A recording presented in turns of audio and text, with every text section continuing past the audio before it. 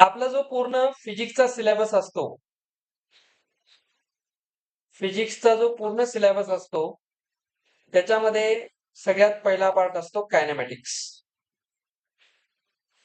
कायनेमॅटिक्स सोबत आपण एक कॉन्सेप्ट शिकत असतो मेकॅनिक्स.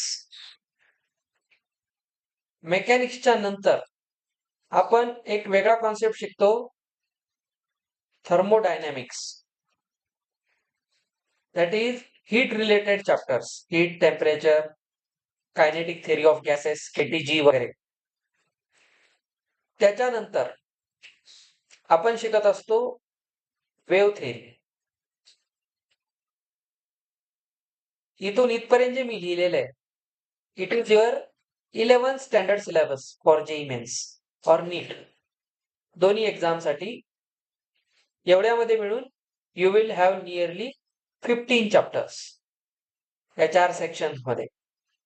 खूप सारा कॉन्सेप्ट असतात. वेव्ह थेअरी आहे. वेव्ह थेअरी आता तुमचा पार्ट नाही, हा तुम्ही नेक्स्ट इयर शिकण्यात फायदा आहे. आता नाही शिकू शकत. आता थोडं थोडं कळू शकते तुम्हाला, because we have completed trigonometry. तर ट्रिग्नोमेट्री ज्याला छान समजते त्याला वेव्ह थेअरी समजायला काही अवघड येत नाही. हा बेसिक पार्ट आहे वेव्ह थेअरीचा. थर्मोडायनॅमिक्स या चॅप्टरचा एक फायदा असतो, this is intersection for physics and chemistry. दोन्हीमध्ये हा चॅप्टर असतो. त्याच्यामध्ये एक पार्ट असतो केटीजीचा, कायनेटिक थेअरी ऑफ गॅसेस. त्याच्याबद्दल तुम्ही थोडं थोडं शिकलं होतं मॅटर लास्ट इयर 9th स्टँडर्डला. आपण पाहत होतो ना की टेम्परेचर वाढलं की व्हायब्रेशन वाढतं, मग कायनेटिक एनर्जी मिळते. तर तेच आहे, गॅस मॉलिक्यूल, त्याचा बॉन्ड कसा ब्रेक होतो, नवीन बॉन्ड कसा बनतो, किंवा हे ब्रेक झालेल्या बॉन्डमध्ये याचे ॲटम्स कोणत्या मीन व्हेलॉसिटीने डिस्प्लेस होतात, या गोष्टी त्याच्यामध्ये असतात. आणि थर्मोडायनॅमिक्स मध्ये लॉज ऑफ थर्मोडायनॅमिक्स असतात. फर्स्ट, सेकंड, थर्ड असे 3 लॉज असतात. आणि एक असते हीट इंजिन. हीट इंजिन, आपण कोणतंही इंजिन जे आहे त्याच्यामध्ये हीट इंजिनचा कॉन्सेप्ट असतो. आणि एक इंजिन आहे खास टाईपचं, कॅर्नोट इंजिन. त्या कॅर्नोट इंजिनचा कॉन्सेप्ट याच्यामध्ये येतो. थर्मोडायनॅमिक्स हा एक मेन आहे. मेकॅनिक्स मध्ये 2 पार्ट असतात, मेकॅनिक्स अँड नॉन मेकॅनिक्स. तर मेकॅनिक्स मध्ये येतं तुमचं सगळ्यात टफ टॉपिक ज्याला मानल्या जाते फिजिक्स मध्ये, रोटेशनल मेकॅनिक्स, किंवा त्याला रोटेशनल डायनॅमिक्स हे म्हणतात. ऍक्च्युली हा फॅन फिरणं वगैरे या गोष्टी त्याच्यात असतात. त्यानंतर इथून आपण पुढे जातो, 12th स्टँडर्ड स्टार्ट होतं इलेक्ट्रोस्टॅटिक्स. First part. इलेक्ट्रोस्टॅटिक्स मध्ये 2 चॅप्टर असतात. थोडस स्ट्रक्चर समजून घ्या. इलेक्ट्रोस्टॅटिक्स मध्ये 2 पार्ट असतात, एक इलेक्ट्रिक पोटेन्शियल आणि एक असते कॅपॅसिटन्स. इलेक्ट्रिक पोटेन्शियल हा एक सेपरेट टॉपिक आहे. इलेक्ट्रिक फील्ड शिकतो आपण, इलेक्ट्रिक पोटेन्शियल शिकतो, त्याचा गॉस लॉ असतो. कॅपॅसिटन्स असतं, त्याचे कॅपॅसिटरचे कॉम्बिनेशन्स असतात, सिरीज, पॅरलल, ते आपण या वर्षी इलेक्ट्रिसिटीमध्ये शिकणार. रेजिस्टन्सचे कॉम्बिनेशन्स, तसं मी तुम्हाला होमी बाबामध्ये हे सगळं डिटेल शिकवलेलं आहे. पण ठीक आहे, तेव्हा पाहिलं तेव्हाच विसरलं, एवढं लक्षात राहणे इतके हुशार नसतो आपण. इलेक्ट्रोस्टॅटिक्स हा एक 2 चॅप्टरचा मोठा पार्ट आहे. जेई मेन्स म्हणजे असे 3 क्वेश्चन असतात जवळपास. त्याच्यानंतर असतं करंट इलेक्ट्रिसिटी. करंट इलेक्ट्रिसिटी जो आता आपण स्टार्ट करणार. ठीक आहे, आता राईट केलंय तो आता आपला टॉपिक आहे. याचे सगळे बेसिक्स आपण इथे शिकतो. 10वीला आपण हा चॅप्टर जिथं सोडतो तिथून 11वीला सुरू होतो, 12वीला. 10वीला त्याला आणून सोडून दिलं. तिथे कुठं आणून सोडतो जास्तीत जास्त आपण, कॉम्बिनेशन ऑफ रेजिस्टन्सेस तिथं आणून आपण सोडतो आणि पॉवर पर्यंत जातो. सगळ्यात शेवटी आपल्या घराचं लाईट बिल कसं आहे ते वर्क डिवायडेड बाय टाइम त्याच्यामध्ये असतं. Power generation, power is potential into current, या गोष्टी तिथे येतात. करंट इलेक्ट्रिसिटी हा टॉपिक. या टॉपिकच्या नंतर जो मेन एक मोठा टॉपिक असतो मॅग्नेटिझम. याचा एक पार्ट आहे तुम्हाला या चॅप्टरच्या नंतर याच वर्षी, त्याला आपण magnetic effects of electric current म्हणतो. त्याच्यामध्ये तुम्ही एसी जनरेटर, डीसी मोटर, त्याच्यानंतर फॅरेडेज लॉ, पुन्हा Fleming left hand rule, right hand palm rule, right handed screw rule, या टाईपचे रूल्स असतात. हे रूल्स म्हणजे दुसरं तिसरं काही नाही, दिस इज ऑल वेक्टर्स. हे वेक्टर्स असतात. हे रूल सगळे वेक्टर वरून आलेले. आपल्याला हे नावं दिलेत, पण तुम्ही अजून वेक्टर शिकला नाही म्हणून तुम्हाला ते ऍज अ वेक्टर नाही सांगितलं जात. ते फक्त ते हँडेड रूल्स आहेत.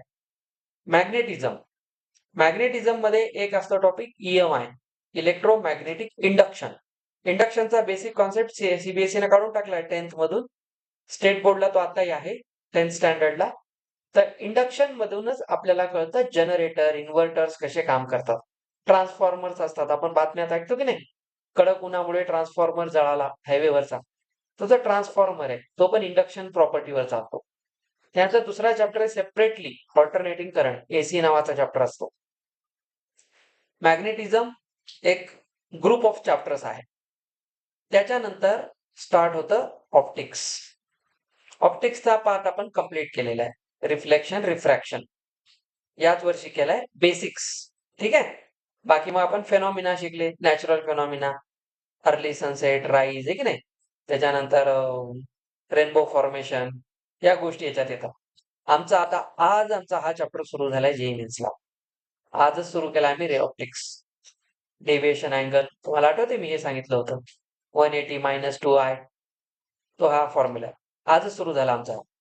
याच्यानंतर जो पार्ट असतो तो मॉडर्न फिजिक्स. मॉडर्न फिजिक्स मध्ये 6 चॅप्टर आहेत. याच्यात 2, याच्यात 4, हा एक. अजून याच्यात मॉडर्न फिजिक्स हे सगळे छोटे टिल्लू मिल्लू सगळे प्रॉब्लेम धरून हा पण जवळपास 15 चॅप्टरचा सेट आहे. ओव्हरऑल हे सगळं मिळून आपल्याला शिकायचे असतात 32 चॅप्टर्स अप्रॉक्सिमेटली. जेई मेन्स मध्ये PCM each of 32 chapters. So overall 96 chapters are there for JEE Mains and NEET. दोन्ही एक्झाम साठी 96 chapters including some subtopics. 100+ topics should be studied. हे लक्षात घ्या. तर यामध्ये आपण आतापर्यंत हे सगळं शिकलेलं आहे. इथपर्यंत तुम्ही 10वी पर्यंत सगळं बेसिक शिकलेलं आहे. कायनेमॅटिक्स आपण 9th मध्ये पूर्ण शिकलो. त्याच्यात तुम्ही डिस्टन्स, डिस्प्लेसमेंट, ऍक्सिलरेशन, व्हेलॉसिटी, त्याचे ग्राफ, त्याचे स्लोप, हे कायनेमॅटिक्स मध्ये आपण शिकलो. मेकॅनिक्स मध्ये तुम्ही काय शिकलं? वर्क, हे की नाही. त्याच्यानंतर आपण न्यूटन्स लॉज ऑफ मोशन, हे सगळं मेकॅनिक्स मध्ये येतं. थर्मोडायनामिक्स मध्ये तुम्ही हीटचा कॉन्सेप्ट शिकलेला आहे. कंबशन वगैरे ज्या गोष्टी होत्या त्या शिकलेल्या आहेत. वेव्ह थेअरी, वेव्ह आपण फक्त साऊंड वेव्ह मध्ये शिकलेला आहे. Frequency, time period, wave length, हे की नाही, हे बेसिक वेव्ह थेअरी शिकलेली आहे. इलेक्ट्रोस्टॅटिक्स आपण स्टॅटिक चार्जेस लहानपणी शिकले होते. कॉम्बिंग हेअर आहे, हे की नाही, ते एक ठरलेलंच आहे. एबोनाइटचा रॉड आहे, एका सिल्की क्लोथला आपण रब केला, त्याच्या चार्जेस ट्रान्सफर होतात, मग तो पेपर पीसेसला अट्रॅक्ट करतो. तो इलेक्ट्रोस्टॅटिकचा पार्ट होता. मी सांगायला एवढं हे सोपं नाहीये, हा खूप किचकट चॅप्टर आहे. म्हणजे पूर्ण या 9 लिहिलेल्या ग्रुप मधला सगळ्यात बोरिंग चॅप्टर आहे हा. म्हणजे हा चॅप्टर शिकवताना मला झोप येते बऱ्याचदा, इतका बोर चॅप्टर आहे. ठीक आहे, आता तो चॅप्टरच बोर आहे बेटा. आता मी कितीही चांगलं शिकवायला गेलो तरी मलाच बोर होते. असो, इतका बोर चॅप्टर आहे, शिकावं लागतं, इलाज नाही. त्यानंतर इंटरेस्टिंग चॅप्टर आहे करंट इलेक्ट्रिसिटी. बहुत मजा आता है इसमें. सगळ्यात जास्त मजा येते मॅग्नेटिझम मध्ये, खूपच भारी. मला पूर्ण फिजिक्स मध्ये शिकवायला काय आवडते? नंबर 1, कारण इथं खूप सारं मॅथमॅटिक्स असते, त्याच्यानं मजा येते. त्याच्यानंतर फुल of mathematics, interesting but not good, फार मजा येत नाही ह्याच्यात. ठीक आहे. आता हे कोणासाठी आहे माहिती आहे चांगलं? थर्मोडायनामिक्स, ज्याला पुढे केमिकल इंजिनिअरिंग करायचंय त्याच्यासाठी. हे 2 चॅप्टर इलेक्ट्रिकल इंजिनिअरिंग साठी. ठीक आहे. त्यानंतर इंटरेस्टिंग म्हणलं तर ऑप्टिक्स, बहुत बढिया, सगळ्यात जास्त. आणि मला सगळ्यात जास्त आवडते मॉडर्न फिजिक्स. मॉडर्न फिजिक्स शिकलात की तुम्हाला आज AI वगैरे कसं काम करते हे कळतं. हे सगळं इथून आलेलं आहे. तर बेटा हा तुमचा प्रवास आहे. यातला प्रवास तुम्ही इथपर्यंत 10वी पर्यंत शिकलाय. हे सगळं तुम्ही रिपीट शिकणार आहात, right from first chapter your 11th standard. हे सगळं डबल शिकायचंय. फक्त 10वीला हे सगळं तुम्ही असं शिकलात, 11वी-12वीला ते एवढं आहे. एवढाच फरक आहे. ठीक आहे. हाच फरक असतो, नाही तर म्हणता सर परत कशाला शिकायचं, एवढं 10 वर्ष झालं ते शिकायचो आम्ही. तुम्ही या सगळ्यांची फक्त टेस्ट घेतली बेटा. जसं मी टेस्ट घेऊन सांगितलं नाही, हे आवडते, हे आवडत नाही, असं. आता नंतर ते काय म्हणतात, जे आवडते, नाही आवडते ते शहाणपणा लावायचा नाही. सगळं खायचं. ठीक आहे? न्यूट्रिशनसाठी. चला, असो. तर आपण यातला आपला पहिला पोर्शन स्टार्ट करतो, electricity. It is one of the biggest chapters in physics. Equally interesting. तेवढाच छान आहे. आता इलेक्ट्रिसिटी आणि कायनेमॅटिक्स मध्ये जर तुम्ही हे लावाल, स्पर्धा लावाल, तर इझी टू अंडरस्टँड काय आहे, कायनेमॅटिक्स आहे. कारण आपल्याला वेलॉसिटी चेंज होताना दिसते, है की नाही? डायरेक्शन बदलली दिसते, आपल्याला कळतं. स्टेरिंग हलवली, बरोबर आपण टर्न केली, ऍक्सिलरेट व्हायले, डिसेलरेट व्हायले, ब्रेकिंग व्हायले, स्लोप दिसायले, हे सगळं दिसते. हे एक्सपिरियन्स करता येते रिअल लाईफ मध्ये. So kinematics is interesting to learn, it's fun to learn. इलेक्ट्रिसिटीचा प्रॉब्लेम काय, सगळं वायरच्या आत चालायले. आता वायरच्या आत जाऊन पाहणे इतकी तर डेअरिंग आपल्या या जन्मात नाहीये, कारण ते जवळच येऊ देत नाही, त्याचं काहीच खरं नाही. आणि जवळ गेलं आणि त्यानं जर जवळ घेतलं तर मग काहीच खरं नाही. जवळ जायचं की नाही आपल्या मनावर आहे, सोडायचं की नाही त्याच्या मनावर आहे. तर लक्षात घ्या, इलेक्ट्रिसिटीचा प्रॉब्लेम काय. आणि गंमत बघा, त्याच्यात पण स्पीड आहे, वेलॉसिटी आहे, डायरेक्शन आहे, ऍक्सिलरेशन आहे, फ्रिक्शन आहे, फोर्स आहे, टॉर्क आहे, मॅग्नेटिझम आहे, सगळं चालतंय, पण सगळं वायरच्या आत. याची स्टडी करणाऱ्याची खरी कमाल आहे. कारण हे सगळं इतकं रिस्की आहे. ते कायनेमॅटिक्स मध्ये काही नाही. ऍक्सेलरेट, डिसेलरेट, थोडं झालं खाली पडताल, खरचटल, औषध गोळ्या खाऊन नीट होईल. ह्याच्यामध्ये मेल्यावर काय, म्हणजे ह्याच्यात तर 99% मरायची प्रॉबिलिटी जास्त आहे. त्याच्या नादी जास्त लागतात येत. तर इलेक्ट्रिसिटी या चॅप्टर मध्ये आपल्याला हेच पाहायचं की इलेक्ट्रिसिटी म्हणजे काय. पहिला जो मी टॉपिक सांगितला, electrostatics. Electro means electrons, means charges. Statics means charges at rest. ठीक आहे. आता इथे चार्जेस रेस्टवर आहेत, म्हणजे सगळे वेगवेगळ्या एरियामध्ये झोपलेले अजगर आहेत. एक चार्ज इथं झोपलाय, एक तिथं झोपलाय, तिथं झोपलाय. त्यांचं नेचर आहे, कोणी पॉझिटिव्ह आहे, कोणी निगेटिव्ह आहे. आता हे म्हणून का सर, पॉझिटिव्ह चार्ज म्हणजे काय. पॉझिटिव्ह म्हणजे ज्याच्यात इलेक्ट्रॉन डिफिशियन्सी आहे, ज्याच्यात प्रोटॉन्स जास्त आहे, त्याच्या न्यूक्लियस मध्ये इलेक्ट्रॉन प्रोटॉन्स, जे इलेक्ट्रॉन न्यूक्लियसच्या बाहेर आहेत, प्रोटॉन जे आत आहेत, त्यांचं इम्बॅलन्स आहे. आता हे कशामुळे होतं, आपण त्यासाठी शिकलो होतो, व्हॅलेन्सी चेंज होते प्रत्येकाची, बॉन्ड्स बनतात, त्यासाठी इलेक्ट्रॉनची देवाणघेवाण चालू राहते. कोणी याच्या घरी जाऊन थोडं मीठ आणते, कोणी साखर आणते, इलेक्ट्रॉन देवाणघेवाण चालू असते. आम्ही किराणा भरला की तुमची 1 वाटी साखर देऊन टाकू. हे आधी चालायचं, आता नाहीये तसं. आधी हे अवघड होतं. हे सगळं चालू असते. थोडक्यात इलेक्ट्रॉन्सचं काय चालू आहे, पूर्ण ऍटमच्या मध्ये काय चालू आहे, संसार सुरू आहे त्यांचा. शेजाऱ्याकडून देवाणघेवाण चालू आहे, आणि मध्ये आपले न्यूक्लियस मध्ये प्रोटॉन आराम करायले. इलेक्ट्रिसिटी 2 टाईप मध्ये आपण पाहतो. याचं ऍक्च्युअल नाव आहे करंट इलेक्ट्रिसिटी.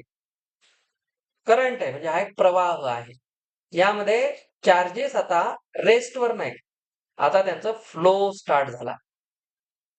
म्हणून आपण लक्षात घेतो की ह्याच्यामध्ये आपण काय करत असतो. लक्षात घ्या, इलेक्ट्रिसिटी मध्ये आपण बेसिकली शिकतो फ्लोईंग चार्जेस. आता चार्ज जेव्हा फ्लो होतात, म्हणजे त्यांना एक स्पीड आली.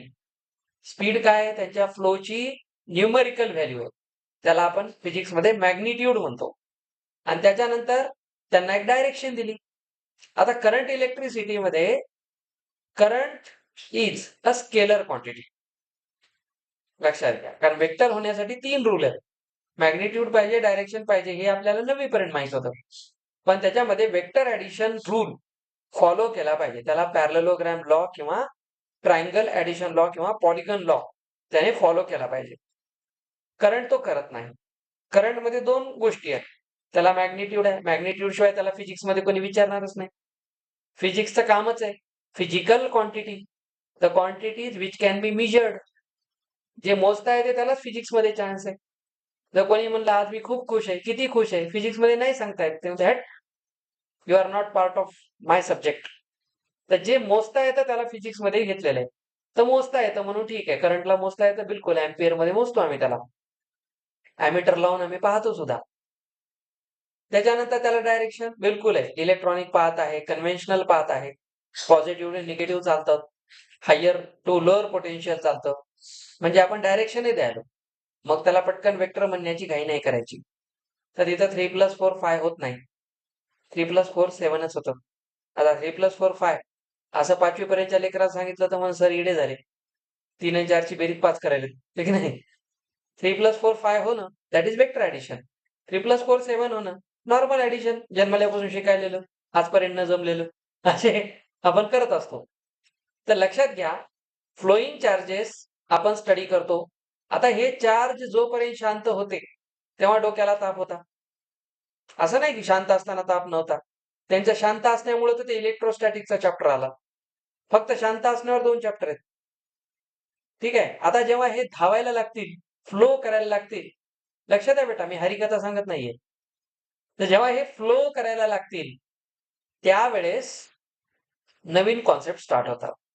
मग ह्याच्यामध्ये सगळ्या गोष्टी आल्या. आता चार्जेसच्या फ्लो होण्यामुळं खूप साऱ्या गोष्टी आल्या. फ्रिक्शन आलं, टेम्परेचर चेंजेस आले. त्याच्यामुळं वेअर अँड टिअर आलं. मग कोणते कंडक्टर आले, इन्सुलेटर आले, सेमी कंडक्टर आले. हे सगळे त्याच्यामध्ये इन्क्लूड होतात. सेमी कंडक्टर एक वेगळा टॉपिक आहे मॉडर्न फिजिक्स मधला. इलेक्ट्रॉनिक्स मध्ये शिकतो आपण. कम्प्युटर चिप्स, मोबाईल चिप्स, आजकाल सगळं सेमी कंडक्टर आहे. अमेरिकेमध्ये, US मध्ये सगळ्यात मोठी सेमी कंडक्टर इंडस्ट्री आहे. म्हणून ते ट्रम्प तात्या उड्या मारायले भारताला त्रास द्यायला. किती उड्या मारू द्या, त्याचे सेमी कंडक्टर इंडस्ट्रीला चालवणारे इंजिनियर्स इंडियन आहेत. काहीच नाही. आपल्या पोरांनी सगळं सोडून इथं परप्लेक्सिटी जॉईन करा. गुगलच्या नादी लागू नका. Arvind Srinivasan, next Google of India. ठीक आहे. खूप मोठा माणूस आहे. मोदींनी खास त्याची भेट घेतली. आता जर ट्रम्प जास्त उड्या मारू लागला तर कदाचित पुढच्या 6 महिन्यात भारतातून गुगलची हकालपट्टी होईल. No Google in India. बिलकुल होईल. चायनाने तेव्हाच हाकलून दिले. गुगलपेक्षा 10 टाइम फास्टर आहे परप्लेक्सिटी. नवीन आलेले आहे, नवीन AI आहे. वापरून बघा. खूप भारी आहे. पेड व्हर्जन आहे. तुम्ही फ्री वापरलं तर भारी म्हणाले. पेड वापरल्यावर तर तुम्ही उडून जातात. फ्लोईंग चार्जेस आले, या सगळ्या गोष्टी यायला लागतात. चला, आता ह्याच्यात आपल्याला पाहायचंय चार्ज काय. चार्ज काय असते? चार्ज इज फंडामेंटल, बेटा बोल नका, property of matter. Property of matter. तर चार्जचं डेफिनेशन नाहीये. जसं डिफाईन आपण कोणाला नाही करू शकत. पॉइंटला डिफाईन नाही केलं आजपर्यंत, लाईनला डिफाईन नाही केलं. जसं समजलं तसं लिहिलं. त्याची डेफिनेशन नाहीये. प्लेनला डिफाईन नाही करतायत. तसं फिजिक्समध्ये चार्जला डिफाईन नाही करतायत. तर काय म्हणले आपण? काहीच सांगता आलं नाही तर म्हणले फंडामेंटल प्रॉपर्टी आहे बाबा. बाकी काय ह्याच्यापेक्षा जास्त मला माहित नाही. स्टडीजनं काय सांगितलं हे लक्षात घ्या, की ही अशी प्रॉपर्टी आहे मॅटरची. मग no matter what matter we are study. तर कोणताही मॅटर आपण स्टडी करू, याच्यामध्ये ही property matter to matter matter करत नाही, म्हणजे चेंज होत नाही. ही प्रॉपर्टी कधीच बदलत नाही. म्हणजे आपण एखाद्या पेनचा आयटम घेऊन त्याच्या चार्जची स्टडी करू द्या, किंवा माउंट एव्हरेस्टच्या एखाद्या छोट्याशा बर्फाच्या तुकड्याची, तर प्रॉपर्टी नाही चेंज होत, बिकॉज इट्स फंडामेंटल प्रॉपर्टी. ठीक आहे. ह्याची स्टडी आपण करतो. मॅटर बद्दल भरपूर अभ्यास केलेला आहे. त्याच्या काही प्रॉपर्टीज आपण काढल्या. काय काय असतात? पहिलं, matter can never B change. म्हणजे हे चार्ज असतो, चार्ज आपण कधी आयसोलेट नाही करू शकत. म्हणजे दुसऱ्यांपासून त्याला सेपरेट नाही करू शकत. म्हणजे थोडक्यात असं समजा की एखादा मॅटर जर बॉडी आहे, तर चार्ज त्याचा सोल आहे. ठीक आहे. आता आपल्या बॉडीतून आपला सोल काढून घेतला तर आपलं काम संपलं. तर मेल्यावर काय होते? तेच होते ना. आपल्या बिलीफ प्रमाणे तेच होते, की निघून गेलं, बॉडीतून आत्मा निघून गेला, एनर्जी निघून गेली आपली, संपलं. तसा हा प्रकार आहे. तर ह्याच्यातून आपण ह्याला आयसोलेट नाही करू शकत. We can never isolate the matter from its charge. Charge is fundamental property. लक्षात ठेवा. आता जे चार्जेस असतात, हा पहिला पार्ट झाला. हे पॉझिटिव्ह ऑर निगेटिव्ह, ऑर आहे, अँड नाही. मॅथमॅटिक्स समजून घ्या. लॉजिक मध्ये ऑरचा अर्थ हे असेल तर हे नाही, हे असेल तर हे नाही. ऑरचा अर्थ हाच असतो. अँड म्हणू नका. असं होत नाही की एक कुठला तरी मॅटर आहे, त्याच्यावर पॉझिटिव्ह आणि निगेटिव्ह चार्ज एकदाच एक्झिस्ट करतो, असं होत नसते. ठीक आहे. दोन्ही चार्जेस एक्झिस्ट सायमल्टेनियसली होत नाहीत, म्हणून तिथं अँड येत नाही, ऑर येतं. Positive charges means deficiency of electrons. आता हे कसं होतंय, जसं मी रबिंग सांगितलं. रबिंगमुळे काय झालं की चार्जेस ट्रान्सफर झाले एका सरफेसवरून दुसऱ्या सरफेसवर. त्यामुळे काय झालं, चार्जेस ट्रान्सफर होतात म्हणजे प्रोटॉन जातात का? नाही. इलेक्ट्रॉन्सचाच नेहमी शेअरिंग होत असते. असं कधी शिकलं का केमिस्ट्रीमध्ये की प्रोटॉन्स दिले ह्याला, इलेक्ट्रॉन्स दिले जातात, तर का मग प्रोटॉन का दिले जात नाहीत? याचा अर्थ केमिस्ट्री कमी शिकलं. प्रोटॉन्स कुठे असतात? Nucleus charge. न्यूक्लियस मधून त्याला बाहेर काढलं तर न्यूक्लियसच डिस्ट्रॉय होईल. त्याच्यामुळं शेअरिंग जे असते ना ते बाहेरच्या बाहेर. मी तर तुम्हाला खूप स्टोऱ्या सांगितल्यात. हे न्यूक्लियस आहे, हे बाहेर इलेक्ट्रॉन खेळायलेत, आता मध्ये एक प्रोटॉन खेळायलेत. एखादं किडनॅप करायला आलं तर हे सोपं आहे ना किडनॅप करायला. इथं मध्ये जाऊन किडनॅप करेपर्यंत ह्याला लोक किती हाणतील धरून, हे नाही. तर सिंपल लॉजिक लावा, कोणाला पटकन बाहेर काढून घेणं सोपं आहे? इलेक्ट्रॉन्सला. बाहेर फिरतात ना, हे हे आहेतच किडनॅप होण्यासाठी जन्मलेत. कधी कधी यांना कोणी जबरदस्ती किडनॅप करते, कधी कधी स्वतः पळून जातात. असा प्रकार असते. स्वतः का जायचे काय ना, आता वेगवेगळे रिझन्स असतात त्याचे. तर असो, आपण हे रिझनच शिकतो, त्याला केमिस्ट्री म्हणतात. आता बघा, पॉझिटिव्ह किंवा निगेटिव्ह दोन्ही टाईपचे चार्जेस असतात. आता चार्जेस मध्ये आपण एवढंच करतो, ज्या वेळेस आपण चार्ज कमी करतो तेव्हा मास मध्ये काय फरक पडतो का? पॉझिटिव्ह चार्ज दिला म्हणजे काय केलं? Positive charge given to a body means what? त्याचा अर्थ पॉझिटिव्ह चार्ज दिला म्हणजे इलेक्ट्रॉन काढून घेतले. असं कधी होत नाही पॉझिटिव्ह चार्ज दिला म्हणजे त्याला प्रोटॉन्स दिले. प्रोटॉन्स देत नाही, हे सांगा. देवाण घेवाण, एक्सचेंज कधीही इलेक्ट्रॉन्सच असते, जे काय करायचं ते. आता ज्या वेळेस आपण पॉझिटिव्ह चार्ज गिवन म्हणतो, याचा अर्थ आपण काय केलं, त्याचे इलेक्ट्रॉन्स काढून घेतले. इलेक्ट्रॉन्स काढले म्हणून जो मॅटर असतो त्या मॅटरचं मास थोडंफार डिक्रीज होतं. बघा, तर लक्षात घ्या, पॉझिटिव्ह चार्ज ज्या वेळेस येतो हा काय करतो, decreases mass of body. Sir mass कसं काय कमी जास्त होत असते? अरे होत असते रे बाबा, अर्धवट सायन्स शिकायचं नाही. Mass can never be zero. Mass increase होईल, डिक्रीज होईल, नो प्रॉब्लेम. खवा आणलाय गुलाबजामुन करायला, गुलाबजामुन करायच्या आधीच अर्धा खवा खाऊन टाकला, मास डिक्रीज झालं, कमी गुलाबजामुन होते. ठीक नाही? आता त्याला दमच नाही. नंतर म्हणाले आईला, किती कमी गुलाबजामुन केली. किती मारा वाटत असेल त्या आईला. खाताना लाज वाटते नाही का? आधीच करायच्या आधीच खाल्ले. पण आईचं कसं असते, खाताना नाही म्हणायचं नाही. आणि नंतर मग कमी गुलाबजामुन झाले, काय हरकत नाही, आपण अजून करू. हे बेशरम पुन्हा अजून आणले की आधीच खवा खाऊन घेते. हा प्रकार आहे. तर तुम्ही मास कमी जास्त करू शकता, मास झिरो नाही. एक लक्षात घ्या, मास चेंज होत नाही, हे डोक्यातून काढून टाका. आता 10वीला आलात, हा मास चेंज होत नाही हे कोण म्हणावं? 5वी-6वीच्या लेकरांना म्हणावं, काही अडचण नाही. त्याची बुद्धी तेवढीच आहे. आता आपण आताही तेवढीच बुद्धी दाखवत असू तर बिलकुल एखाद्या 5th स्टँडर्डच्या क्लासमध्ये जाऊन बसा. बिलकुल तुमच्याहून अर्धच की, आता तुम्ही झाले डबल टप्प्यावर आले. आता सांगा, निगेटिव्ह चार्ज काय करत असेल बरं मग? इन्क्रीज करते मासला. अरे बाबा, निगेटिव्ह चार्ज आला म्हणजे काय झालं, त्या ऍटमवर काही एक्स्ट्रा एक्सिडेंट इलेक्ट्रॉन्स आले. निगेटिव्ह चार्ज चा अर्थच आहे इलेक्ट्रॉन्स वाढले. आता तिथे इलेक्ट्रॉन्स आले म्हणजे इलेक्ट्रॉनचा मास निग्लिजिबल आहे ऍज कम्पेअर टू प्रोटॉन्स. खूप कमी असतं याचा मास, पण कमी आहे तर मास आहे ना, काही ना काही वाढेल ना. 2 ग्रॅम 3 ग्रॅम काही ना काही वाढेल. चला 2 ग्रॅम हे खूप मोठं झालं केमिस्ट्रीच्या लँग्वेजमध्ये. 0.0000001 मॅथच्या लँग्वेजमध्ये बोलू. जेवढे झिरो म्हणता येतात तेवढे म्हणा, शेवटी 1 लावा. झिरोला थांबू नका, त्याला अर्थ राहणार नाही. तिथपर्यंत जा. तर या पद्धतीने चार्जेसच्या ज्या प्रॉपर्टी असतात, बरं चार्जेसची अजून एक खास प्रॉपर्टी असते, चार्जेस आर ऍडिटिव्ह. हे सगळं लक्षात ठेवा, तुमच्या सिलेबस मध्ये असो नसो माहित पाहिजे.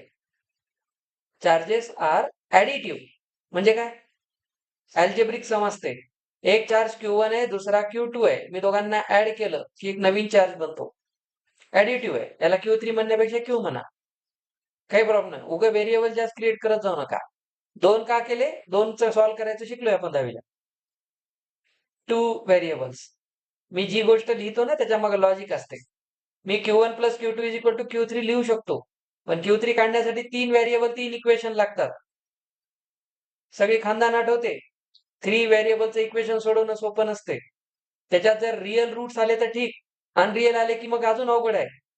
मग त्याच्यामध्ये कॅर्डॉन्स मेथड लागते. आता पहा, Q1 plus Q2 is Q3 लिहायला ठीक आहे, पण ऍक्च्युअली हे असतं, चार्जेस आर ऍडिटिव्ह. पुन्हा चार्जेस आर क्वांटाइज्ड. सगळं पुढच्या वर्षी ऐकताना म्हणताल अरे वा सरनं सगळं सांगितलं होतं. चार्जेस आर क्वांटाइज्ड याचा अर्थ आहे चार्जचा एक फॉर्म्युला असतो, Q is equal to NE. सगळ्याला आठवते? नवीला शिकवलं होतं. Number of charges and charge on, ते ह्याला आपण 1 इलेक्ट्रॉन चार्ज म्हणतो. चार्ज सगळ्याला माहिती आहे 1.6 इंटू 10⁻⁻19 कुलम. चार्जचं स्टँडर्ड युनिट कुलम आहे. ठीक आहे. Q is equal to NE. आता याच्यामध्ये जो N असतो, मध्ये मध्ये बोल नका, +-1 +-2 +-3 अँड सो ऑन. म्हणजे काय सर? प्लस मायनस असते कारण चार्ज पॉझिटिव्ह निगेटिव्ह दोन्ही असतात. समजलं? पण कधी असा चार्ज नाही सापडणार सर +-1.5. नो. क्वांटायझेशनचा अर्थ काय असतो की जो N असतो बिलॉंग्स टू इंटिजर. N हा नेहमी इंटिजर असतो.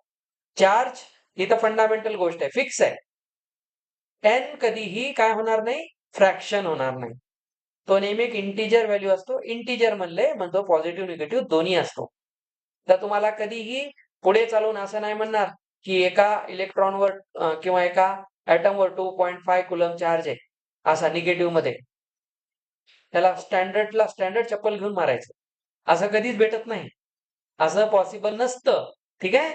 तर तुम्हाला कधीही जे चार्जेस मिळतील ते असे फ्रॅक्शन मध्ये नाही मिळणार. 2 कुलम 3 कुलम -5 कुलम असं बिलकुल सांगतील. -5 चा सरळ अर्थ आहे निगेटिव्ह चार्ज आहे, ऍक्च्युअल मॅग्निट्यूड 5 आहे. ठीक आहे. त्याला म्हणतात क्वांटायझेशन. क्वांटायझेशनचा अर्थ असते charges are always written in integral form. Integrals असतात, इंटिजर्स मध्ये असतात, त्याला क्वांटायझेशन म्हणतात. चार्जेस ऍडिटिव्ह असतात. Charge is a scalar quantity. चार्जला डायरेक्शन नसते. तेव्हा त्याचं म्हणजे प्लस मायनस काय ते नेचर आहे. प्लस मायनस इथे याचा अर्थ असा नाही की प्लस चार्ज इकडे चाललाय तर निगेटिव्ह इकडे चाललाय, असं नसतं. हे काय डायरेक्शन नाहीये. This is not directional sign.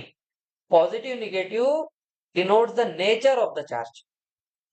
Nature आहे. याला फक्त काय सांगायचंय की या ॲटमवर इलेक्ट्रॉन जास्त आहेत का कमी आहेत.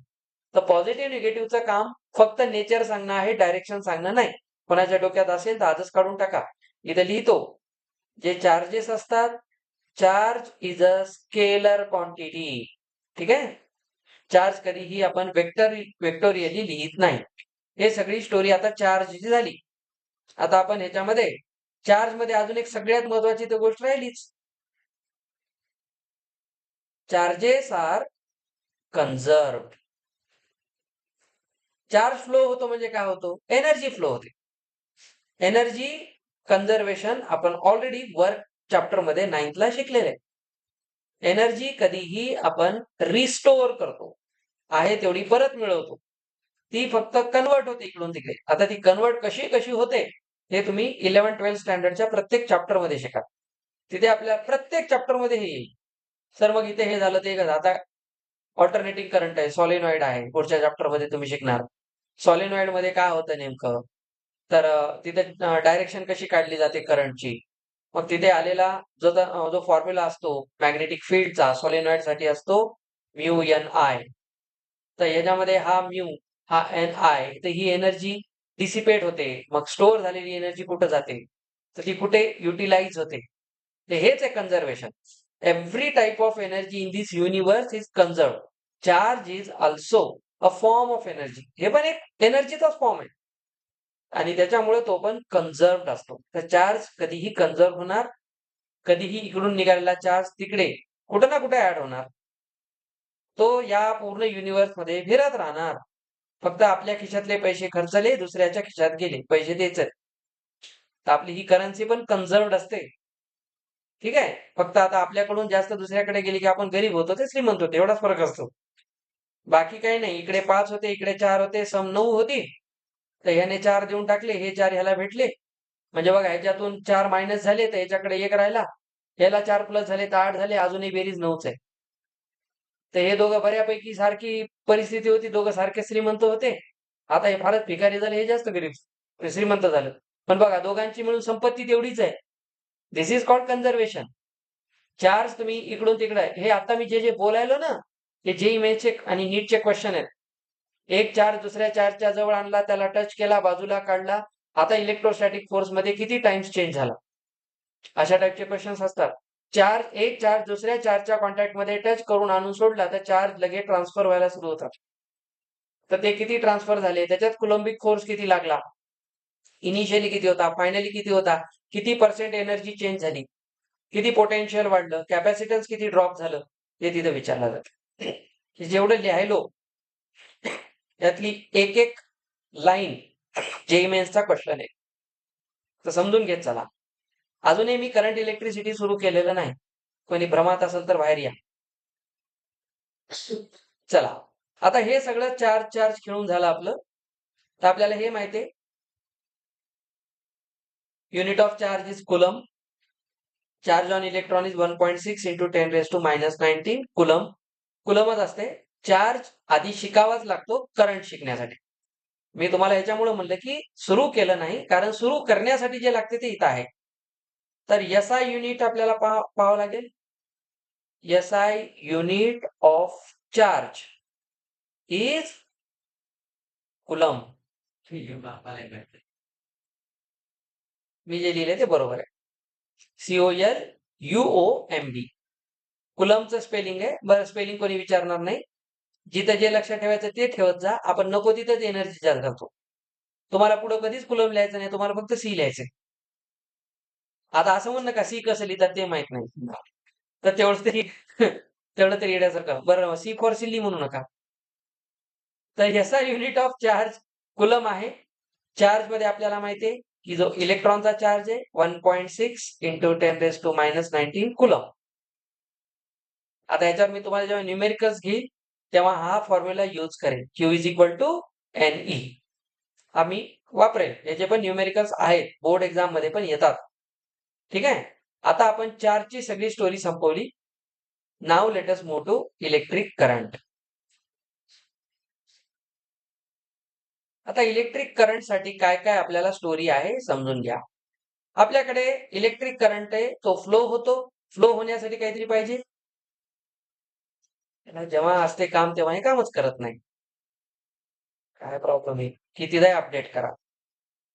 चला, एक सिलिंड्रिकल कंडक्टर घ्या. सिलिंड्रिकल का घेतात, वायरचा शेप असाच असतो. ठीक आहे. एक cylindrical conductor, this is conductor असं म्हणू नका. चला, एक इन्सुलेटर घ्या. ठीक आहे, आपल्याला कंडक्टर घ्यायचंय. इन्सर्ट करू नका चॅप्टरची इन्सुलेटर घेऊन.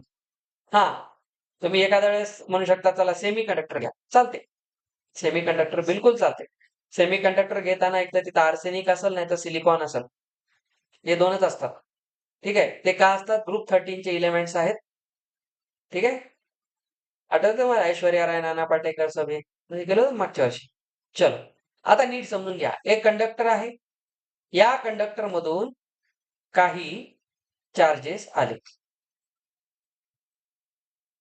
Electrons with negative charge. बरं, आता हे चार्ज इथून इथपर्यंत मला घेऊन जायचे. तर मी एवढ्या मोठ्या वायरची जी लेंथ आहे L, त्याचा जो क्रॉस सेक्शन एरिया, इथून या सर्कलचा एरिया A, या पूर्णच मी व्हॉल्यूम काढत बसलो तर याच्यात किती इलेक्ट्रॉन्स आहेत हे मला काढता येऊ शकते. It's a good idea, but practically very bad. असा अभ्यास केला जात नाही. करंट इलेक्ट्रिसिटी किंवा कोणत्याही फिजिकल क्वांटिटी, कारण याचं रिझन आहे बेटा की हे मी आताच म्हणलं ना, ही वायरच्या मधली स्टोरी आहे. आणि हे जे इलेक्ट्रॉन चाललेत ना, ते असे सहजासहजी जात नाहीत बेटा, लाईटच्या स्पीडनं जातात. म्हणून तिकडे बटन दाबल्याबरोबर फॅन चालू होतो. नाही तर आता बटन दाबले सकाळी 10ला आणि रात्री 10ला फॅन सुरू झाला, असं होत नाही. कारण ह्या इलेक्ट्रॉन्सला स्पीड आहे. किती? 3 × 10⁸ मीटर पर सेकंड. लाईटच्या स्पीडनं चालतात. लाईटच्या स्पीडचा फॉर्म्युला इथून आलेला आहे. 1/√μ0 × ε0. याला म्हणतात परमिएबिलिटी ऑफ फ्री स्पेस आणि याला परमिटिव्हिटी ऑफ फ्री स्पेस. हे इलेक्ट्रोस्टॅटिक मध्ये शिकतो आपण पुढे गेल्यावर. या दोघांची व्हॅल्यू काढून मल्टिप्लाय केल्यानंतर डिवाइड केल्यानंतर रूट काढून डिवाइड केल्यानंतर अप्रॉक्स व्हॅल्यू येते ही, आणि हीच लाईटची स्पीड निघाली. तर लाईटची स्पीड आणि चार्जेसची स्पीड जवळपास सारखी असते हे प्रूव्ह केलेलं आहे पुढे चालून. आणि हा फॉर्म्युला दिला होता मॅक्सवेल. याला मॅक्सवेल थिअरी म्हणतात. हीच आपण पुढे शिकतो इलेक्ट्रोमॅग्नेटिक वेव्हज मध्ये.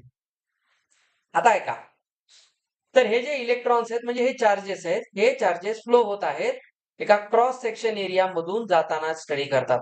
तर या पूर्ण वायर मधून किती गेलं पाहत नाहीत, त्याच्यासाठी काय करायचं असतं, एक क्रॉस सेक्शन एरिया घ्यायचा. हा जेवढा आहे तेवढाच हा असणार. आता मी काय करतो, या क्रॉस सेक्शन एरियासाठी हे एवढेच कार्यकर्ते पकडतो. आता हे फ्लो होत होत होत होत होत इथं आले, इथं आले आणि याला क्रॉस केलं. ठीक आहे.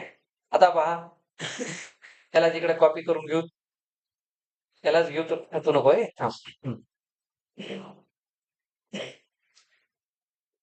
टेक्नॉलॉजी अशी की वापरायची जशी पाहिजे तशी. तू इकडे ये. हा, आता बघा, ग्रुप वाईज करायलो, मला काही गोष्टी शिकवायच्यात म्हणून करायला बेटा, आपल्याला काही टाइमपास करायचा नाही. तर इथे हा चारचा ग्रुप आहे. होय संस्कृती, किती कंटाळा आला तरी पाहायचं. आता हा आहे ना फ्लो होत होत होत हा ग्रुप इथे आला. Cross section. क्रॉस सेक्शनचा अर्थ असा नाही की त्या सेक्शनला ते क्रॉस करायला, नाही. क्रॉस सेक्शनचा अर्थ मराठीत त्याचं नाव आहे काटछेद. आपण त्याला कट केल्यानंतर जो तेवढा पार्ट दिसतो त्याला क्रॉस सेक्शन म्हणतात. तर ह्याला इथून क्रॉस करून हा ग्रुप आला. तर त्याच्यानंतर त्याच्या मागून तेवढा दुसरा ग्रुप आला, त्याने क्रॉस केलं, तो इथं आला. मग तिसरा तो आला, त्याने याला क्रॉस करून तो इथं आला. कळलं कॉपी पेस्ट का केलं? आता हे सगळे इकडून क्रॉस करत असताना मी इथे टायमर लावला. या क्रॉस सेक्शन एरिया मधून किती charges per unit time flow होत आहेत. अशी का स्टडी केली? मी तुम्हाला हेच सांगत होतो. तिरुपतीचं मंदिर आहे, खूप मोठं आहे. कोणतंही मंदिर घ्या, जिथे खूप लोक जातात फिरायला.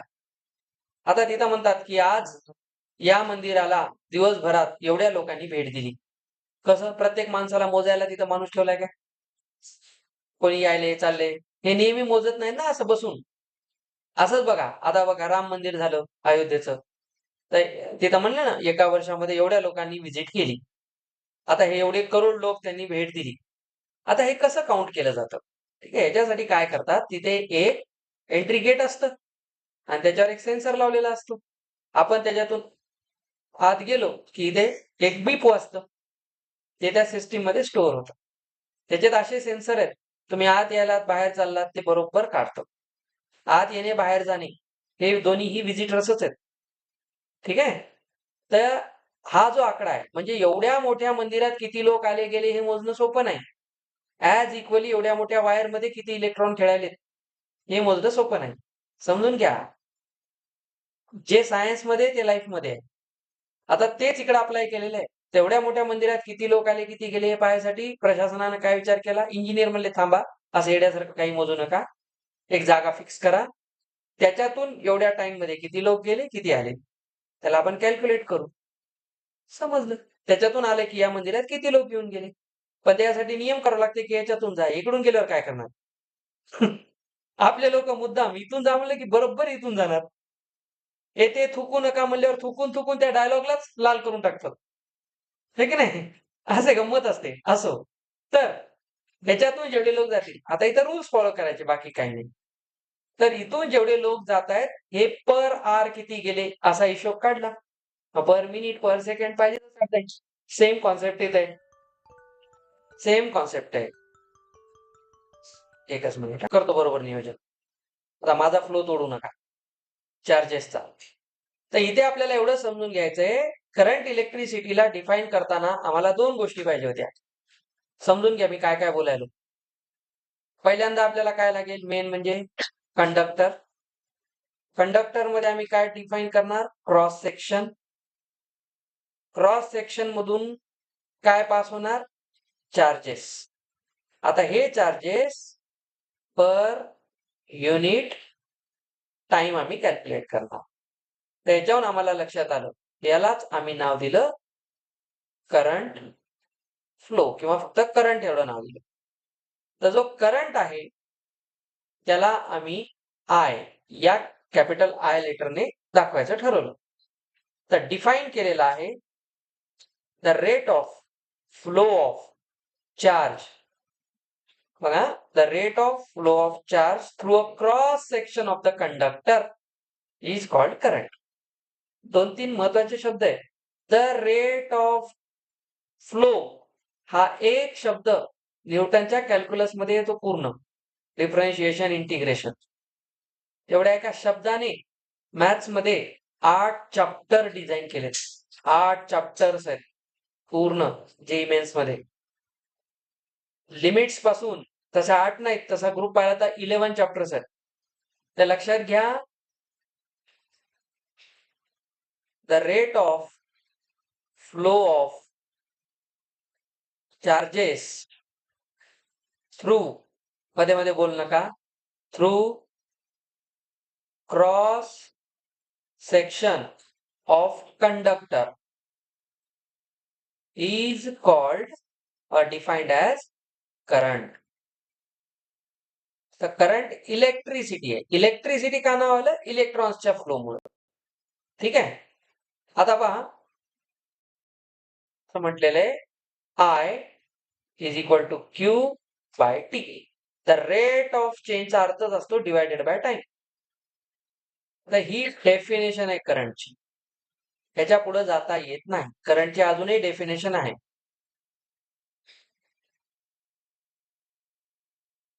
Current is an into E into A into V D. Number of charges, charge on electron, cross section area, drift velocity. हे आम्ही कसं लक्षात ठेवतो? ने आता वर देवा. लय अभ्यास करून कंटाळलो. हे आमच्या टेक्निक्स असतात, लक्षात ठेवायच्या. क्रॉस सेक्शन मधून एखादा करंट फ्लो करायचा आहे. आता हे करंटचा हा एक ऍक्च्युअल फॉर्म्युला आहे. हाच फॉर्म्युला आहे, त्याला असं पण लिहितात. दुसरं काही नाही. ते त्याचं दुसरं व्हर्जन आहे. ते लक्षात ठेवण्यासाठी आयडिया आहे. ने आता वर देवा. एवढा अभ्यास झाला, कंटाळा आला, देवा आता वर घेऊन जाईल. ते वर देवा. ड्रिफ्ट व्हेलॉसिटी असा अर्थ आहे. आता ड्रिफ्ट व्हेलॉसिटी काय ती आपल्याला शिकायची पुढे. हे सांगतो तुम्हाला, समजून घ्या. I is equal to Q by T. This is the definition of current. Definition ही हा, तर याला फॉर्म्युला म्हणायचं नाही. फॉर्म्युला तर मी आता दुसरा लिहिला होता. फॉर्म्युला नाही येतो. दिस इज डेफिनेशन. डिफाईन करण्याचा अर्थ असतो की हा त्याचा एक बेस फॉर्म्युला आहे. तुम्ही पुढे काही डेव्हलप करा या कॉन्सेप्ट मध्ये, याच्याच बेसने केलं जातं. सायन्स ते सांगतंय, जेव्हा डेफिनेशन शब्द येतो त्याचा मिनिंग आहे की ते आता फंडामेंटल आहे. तुम्हाला काय डेव्हलप करायचे ह्याच्या बाहेर जाऊन नाही करायचं. ह्याच्या बाहेर नाही जाता येणार. चला, आता तुम्ही थोडस इथे या. तर current is equal to charge divided by time. तर current I, charge Q, time T. आता आपण घेतो SI युनिट्स. तर मी आता सांगितलं चार्जचं युनिट तर कुलम आहे. ठीक आहे. टाइमचं युनिट सेकंड आहे. तर याच्यावरून आपण करंटच्या युनिटला नाव दिलं एम्पियर. ठीक आहे. एम्पियर सायंटिस्ट होते, त्याच्यावरून आलेले आहे. तर युनिट वाईज तुम्ही लिहाल 1 ampere is equal to 1 coulomb 1 second. 1 एम्पियरची डेफिनेशन आहे, if in the given cross section of conductor in 1 second, if the charge flown is 1 coulomb, then the current flown is said to be 1 ampere. वाहकाच्या दिलेल्या काटछेदातून प्रति second जर 1 coulomb विद्युत प्रभार प्रवाहित होत असेल तर त्या वाहकामधून वाहणारी विद्युत धारा 1 एम्पियर आहे असे म्हणतात. ही मी माझ्या 10वीला पाठ केलेली डेफिनेशन आहे. तर लक्षात घ्या, इथे जर मी A is equal to C by S लिहिलं तर हे आणि हे सेम नाही. इफ हा फॉर्म्युला आहे, हे युनिट आहे. ठीक आहे, अँटी करप्शन स्क्वॅड, ACS. आता हे IQT, त्याच्यामध्ये Q ला तुम्ही IT पण लिहू शकता. सर Q ला आम्ही NE पण लिहितो, तर करंटला आम्ही NE बाय टाइम पण लिहू शकतो. नाही वर्जन्स आहे ते. हे लक्षात ठेवा, NE बाय T चा प्रश्न बोर्ड एक्झाम विचारते, हे डायरेक्ट विचारत नाही. त्यांना बिलकुल माहिती आहे तुम्हाला कुठं अडकवायचं. लक्षात ठेवा, ते त्यांची तयारी करत, आपण आपली करायची. इथपर्यंत कोणाला प्रॉब्लेम? बिलकुल नाही. आता लक्षात घ्या डायरेक्शन. आता समजून घ्या, आपल्याला या चॅप्टरमध्ये सर्किट डायग्राम वगैरे सगळंच पुढे आहे. मेन गोष्ट, इथून करंट निघाला. आता आपण एक सर्किट डिझाईन करू. ठीक आहे, हा स्पीड ब्रेकर आहे, रेजिस्टर, ही बॅटरी आहे प्लस मायनस. इथून करंट निघाला, असा आला, इथं आला, याच्यातून वापस बॅटरीत गेला. बॅटरी काय आहे? Battery is a device which not create energy, cannot be created. हा हा, तेवढं पाठच आहे आम्हाला, बस. मी काय समजून घ्या. अरे बाबा, खूप जणांच्या डोक्यात हेच आहे, बॅटरी एनर्जी क्रिएट करते. अरे बाबा, कोणी काही क्रिएट करत नाही. जी ऑलरेडी एनर्जी आहे ती स्टोर्ड आहे, त्याला फक्त बॅटरी फिरवते कंडक्टर मध्ये. पोटेन्शियल डिफरन्स मुळे ती फिरते. हा, create potential difference, very good, ते मला मान्य. चला का, याच्यामध्ये V घ्या, पोटेन्शियल डिफरन्स. आता आपल्याला पुढे शिकायचंच आहे. पोटेन्शियल डिफरन्स काय आहे? पोटेन्शियल म्हणजे काय? पोटेन्शियल म्हणजे त्याची पात्रता, आहे की नाही? त्याची पात्रता आणि डिफरन्स, दोन स्टुडंटच्या ऍबिलिटी मधला डिफरन्स आहे. ठीक आहे नाही? आता हे मी तुम्हाला नेहमी सांगतो. आता आपण दोन सेम साईजचे टेबल्स घेतले, सेम एकदम कॉन्ग्रंट, त्याच्यामध्ये वॉटर बॉटल्स घेतल्या आणि या दोघांना एका पाईपने कनेक्ट केलं. आता मध्ये जागा ठेवली, हा, फुकट कनेक्ट केलं नाही, आणि ह्याच्यामध्ये मी पाणी भरलं, तर ह्याच्यातलं पाणी ह्याच्यात जाणारच नाही. ठीक आहे, तेच जर मी एवढं सेटअप उचललं आणि याला खाली केलं, पाईप म्हणते मी याच्यासोबतच राहतो, नको. हा पाईप नंतर मी इथून काढून इथं लावला, तर आता हे पाणी इथून फ्लो होऊन इथं जमा व्हायला लागेल. त्याचं रिझन आहे, आता लेवलचा डिफरन्स आहे. तर असाच charges at higher potential flow to lower potential, इसी को बोलते हैं पोटेन्शियल डिफरन्स. आधी पोटेन्शियल मध्ये डिफरन्स 0 होता, कारण दोघांच्या लेवल मध्ये काही डिफरन्स नव्हता. तर पोटेन्शियल डिफरन्स 0 असतो तेव्हा चार्ज फ्लो होत नाही. म्हणून कधी आपण जो सेल आणतो, बॅटरी आणतो, त्याच्या एका ठिकाणी प्लस आणि एका ठिकाणी मायनस असते.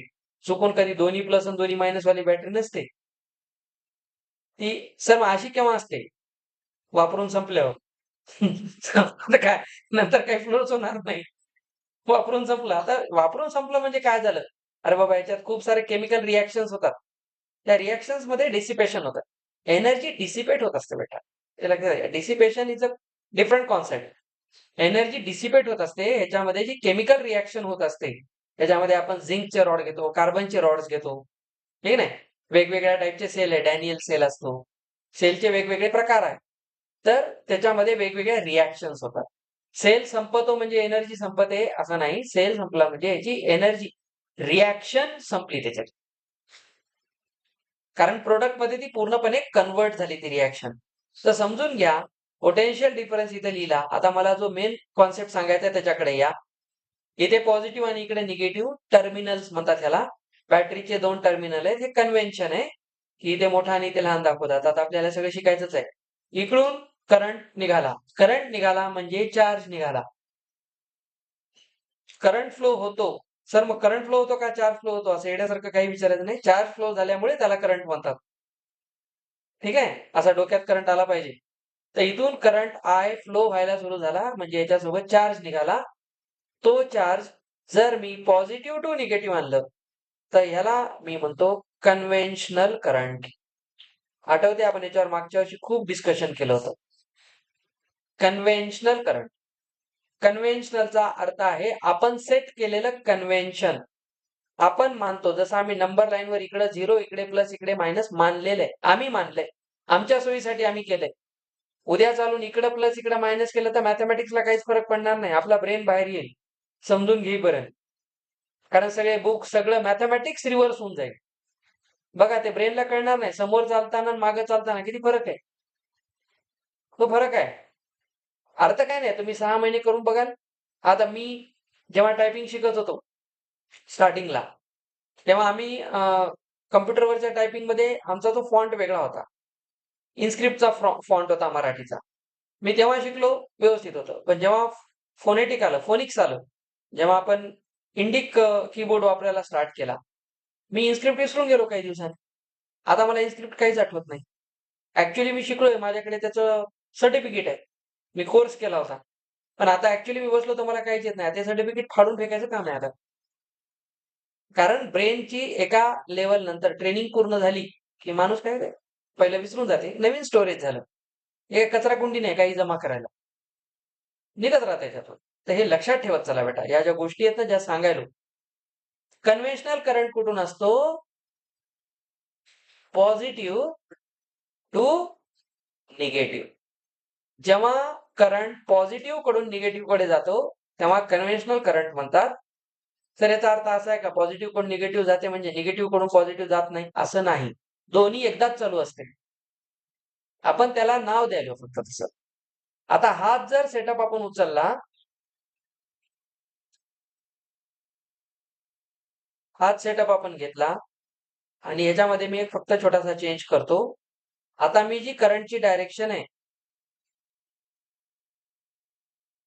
ती आता चेंज करतो याच्यामध्ये. आता मी करंटची डायरेक्शन, तू एकटाच राहिला डायरेक्शन मला. आता जी डायरेक्शन आहे मी निगेटिव्ह कडून पॉझिटिव्ह कडे करतो. सर असं काही करू नका. हे बरोबर आहे बेटा, असे असतं. आता इथं काय व्हायला ऍक्च्युली इलेक्ट्रॉन्स निगेटिव्ह कडून पॉझिटिव्ह कडे जाते कोण? इलेक्ट्रॉन्स जातात. तर याचं नाव आहे electronic path. Electronic current. Sir याच्यातलं कोणतं खरं आहे? दोन्ही खरं आहे. आपण कोणतं वापरतो? कन्व्हेन्शनल. हे का नाही वापरत? भांडणं होऊ नये म्हणून. आज हे, उद्या हे, परवा हे, तेरवा हे, असं नाही जमत. काहीतरी एक सेट करावं लागेल ना. म्हणून याचं नाव आहे कन्व्हेन्शनल. हे कन्व्हेन्शन आहे आपण सेट केलेलं. जसं आपण लाईट चॅप्टर मध्ये कार्टेशियन कन्व्हेन्शन शिकले होते. की ऑब्जेक्टला कुठं पॉझिटिव्ह मानायचं, कुठं लेफ्ट घ्यायचं, कुठं राईट घ्यायचं, हे आपण ठरवलं. पण आता आपल्याला रे डायग्राम्स काढायला इझी होतं. कन्व्हेन्शन सेट केल्यामुळे कळलं ना. रूल्स डोक्यात पक्के बसले. आता रस्त्याच्या डाव्या बाजूनेच जावं, उजव्याने जाऊ नये, कन्व्हेन्शन आहे. आपल्या देशात ठरवले. त्यामुळे आपल्या कार ड्रायव्हिंग मध्ये आपल्या कारमध्ये स्टेअरिंग ही राईट साईडला असते. पण तुम्ही जर युरोपमध्ये गेलात तर तिकडे राईट साईडने लोक जातात, आपल्याकडे लेफ्टने जातात. म्हणून तिकडच्या कार सेम कंपनीच्या गाड्यांचं स्टेअरिंग इकडे असतं. ते त्यांचं कन्व्हेन्शन आहे. आता जर आपण तिथं चालवायला गेलो, मी कितीही चांगला ड्रायव्हर असो, मला थोडा डोक्याला ताप होणारच. कारण माझ्या ब्रेनला त्याची सवय लागली. तिकडचा इकडे आणल्यावर तर किती ऍक्सिडेंट करेल माहित नाही. त्याच्याकडे तरी रस्त्यावर लोक नाहीत थोडी. ते कोणत्याही ड्रायव्हिंग नाही केलं तर ते मेलं तर स्वतःच मरल. इथं किती जणाला घेऊन मरल. कोणी येते, माणसं येतात, डुकर कुत्रे, काय कमी आपल्याकडं? म्हणजे आपल्याकडे कशालाच कमी नाही. हे लक्षात ठेवा. तर कन्व्हेन्शनचं खूप जास्त इम्पॉर्टन्स असतं. Conventional current is from positive to negative and electronic current is from negative to positive. आणि बिलकुल डोक्यात ठेवायचं नाही कोणता बरोबर कोणता चूक. Both are same and both are correct. दोन्ही एकदाच होत असते. आपण मानतो पॉझिटिव्ह टू निगेटिव्ह. कारण इथून पुढे आपल्याला सगळे क्वेश्चन सॉल्व्ह करायचे, तर काहीतरी मानून चालावं लागेल. त्याच्यासाठी आपण हे मानतो, म्हणजे नाव पॉझिटिव्ह. सर मग मानायचंच होतं तर ह्याला का नाही म्हणून? Good question. मानायचं होतं ना, कन्व्हेन्शनच द्यायचं होतं तर ह्याचं द्यावं, कारण इलेक्ट्रॉन फ्लो होतात, मग ह्यांचं द्यायला पाहिजे. असं नाहीये. बरं चला, तुम्ही याचा आन्सर द्या. ह्याला का कन्व्हेन्शन मानलं नसतं? What do you think? तुम्ही सांगा की सर. कन्व्हेन्शन मध्ये हे जे पाण्याच्या पाईपचं उदाहरण घेतलं, एनर्जी फ्लो आहे ना, चार्ज. एनर्जी कधीही हायर कडून लोअर कडे जाते. पोटेन्शियल हायर आपण प्लसला मानलेलं आहे. आता इथे प्लसचा अर्थ काय? इथे प्लसचा काय अर्थ आहे की इथे पोटेन्शियल जास्त आहे. आणि आपण जे डेफिनेशन मध्ये सांगतो क्रॉस सेक्शन मधून जाताना, क्रॉस सेक्शन मधून जाताना असंच घेतलं. असं का नाही घेतलं? अरे बाबा इकडे प्लस इकडे मायनस आहे. आम्ही ह्याला पोटेन्शियल जास्त मानलेलं आहे म्हणून आम्ही इकडून इकडे जातो. तर कन्व्हेन्शनल पाथ हा इलेक्ट्रॉनिक पाथच्या नेहमी ऑपोजिट असतो, हे लक्षात ठेवा. दिस इज इम्पॉर्टंट थिंग. तुम्हाला एखादा ट्रू फॉल्स स्टेटमेंट क्वेश्चन आला तर तुम्हाला ह्या सगळ्या थिअरॉटिकल गोष्टी माहिती पाहिजेत. मी हे बोलण्याचं मागचं रिझन एवढंच आहे. मी जे काही कॉमेडी करतो ते बाजूला ठेवायचं, मेन गोष्टी मात्र डोक्यात ठेवायच्या. कॉमेडी फक्त एन्जॉय करण्यासाठी आहे की नाही? मध्ये मध्ये झोपलं पाहिजे थोडं श्रीनिवास. 26th इयर सुरू आहे माझं एज्युकेशन फील्ड मध्ये. 26th लक्षात ठेवा. कोण झोपायले, कोण लक्ष द्यायला, मला सगळं कळते. कोणाचं लक्ष घरी जाण्यात आहे, सगळं माहिती आहे मला. आता मी एक कॉन्सेप्ट सांगतोय, तो मात्र आजचा लास्ट कॉन्सेप्ट आहे. आजचा लास्ट आहे, काळजी करू नका, पण त्याला संपायला 15 मिनिटं लागतील. मी लगेच कभी खुशी कभी गम. आपल्याकडे कभी खुशी लगे गम असते. पोटेन्शियल डिफरन्स पीडी आहे. पीडी शिकताना फार पीडा होईल, लक्ष द्या. पोटेन्शियल डिफरन्स ऍक्च्युली काय असतं? आता हे थोडस नीट समजून घ्या. याच्यावर मी 12th स्टँडर्डला हे कॉन्सेप्ट सांगत असतो. तुम्हाला हा कॉन्सेप्ट आता माहित पाहिजे. आता नीट आहे का, हे कसं डिफाईन केलेलं आहे, कसं डिफाईन केलेलं आहे, खूप इंटरेस्टिंग आहे. आपण चार्जेसची स्टोरी पाहिली. सगळा खेळ चार्जेसवर असतो. आपल्याकडे इथे एक चार्ज ठेवलेला आहे, याला म्हणतात सोर्स चार्ज. कोणता? मी आता जी स्टोरी सांगतोय, it is actually not your syllabus part, but your definition of potential difference entirely depend on this concept. तुम्हाला कॉन्सेप्ट कळला तर त्या फॉर्म्युल्याचा अर्थ लागेल, अर्थ. आणि आता मी जे लिहित आहे ते खूप क्रुशल आहे. मी म्हणलं ना, कॉमेडीचा भाग बाजूला ठेवायचा नेहमी. पोटेन्शियल डिफरन्स शिकत असताना ही स्टोरी समजून घ्या. आपल्याकडे एक चार्ज आहे, लेट्स से तो आहे पॉझिटिव्ह क्यू. कॅपिटल क्यू ला आपण म्हणूया सोर्स चार्ज. कोणता चार्ज? सोर्स. आता चार्ज आहे, या चार्ज जसा एक मॅग्नेट ठेवला, त्या मॅग्नेटच्या जवळ आपण एखादा मॅग्नेटिक सबस्टन्स आणला, आयरन, कोबाल्ट, निकेल, त्यापैकी काय आणला तर लगेच स्वतःला अट्रॅक्ट करतो. आता इथं ऍक्च्युली मॅग्नेट आहे, इथं तो ऑब्जेक्ट आहे, तर तसा पाहिला तर या दोघांमध्ये काहीच कॉन्टॅक्ट नाही, नॉन कॉन्टॅक्ट फोर्स आहे. Just like gravitation. नाही, जसं ग्रॅव्हिटेशनल फील्ड आहे, त्या फील्डमुळे ग्रॅव्हिटेशन काय करतं, त्या फील्ड मध्ये जे कोणी आलं त्याला ओढून घेते. फील्डच्या बाहेर गेले की गेले, एस्केप व्हेलॉसिटी हे की नाही किती असते माहितीये? 11.3 किलोमीटर पर सेकंड. एखाद्या ऑब्जेक्टला जर मला इथून असं फेकायचं की ते खाली आलंच नाही पाहिजे, तर एका सेकंड मध्ये त्याने 11 किलोमीटर वर गेलं पाहिजे. That is called escape velocity. Sir हे कसं काढले? फॉर्म्युलेत बेटा, ग्रॅव्हिटेशन चॅप्टर मध्ये सांगितलं होतं मी मागे 9th स्टँडर्डला. इस्केप व्हेलॉसिटी असते ती √rg, हे असते ते फॉर्म्युला. आता इकडे बघा, या ठिकाणी एक मॅग्नेटिक सबस्टन्स आहे, जसा तो याच्याकडे लगेच अट्रॅक्ट होतो. का झाला? कारण इथे याच्या भोवती या मॅग्नेटने काय केलं, या मॅग्नेटने आपल्या सराउंडिंग मध्ये, मी आता जे सांगायला थोडस लक्ष व्यवस्थित द्या, याने आपल्या सराउंडिंग मध्ये सगळ्या डायरेक्शन मध्ये एक मॅग्नेटिक फील्ड क्रिएट केली. मॅग्नेटिक फील्डला बी लेटरने दाखवतात, इलेक्ट्रिक फील्डला कॅपिटल ई ने दाखवतात. तशी मॅग्नेटिक फील्ड आहे. मॅग्नेटिक फील्ड बी ने का दाखवतात? बायो सॅवर्ट लॉ वरून ते आलेलं आहे. तर बायो हा ऍक्च्युली असा आहे, टी सायलेंट असतो याच्यात. हा एक सायंटिस्ट होता, पेअर होती दोघांची, एक बायो होता आणि एक सॅवर्ट होता. त्या दोन सायंटिस्टने मिळून याची स्टडी केली होती. त्याने फॉर्म्युला दिला मॅग्नेटिक फील्डचा. तर त्या फॉर्म्युल्याच्या ह्या बी वरून ह्याची फील्ड आपण बी लिहितो, हे लक्षात ठेवा. आता ऐका, ते मॅग्नेटिक फील्ड आहे. आता ही फील्ड काय करते? या फील्डच्या मध्ये कोणी आला की त्याच्यावरती फोर्स अप्लाय करते.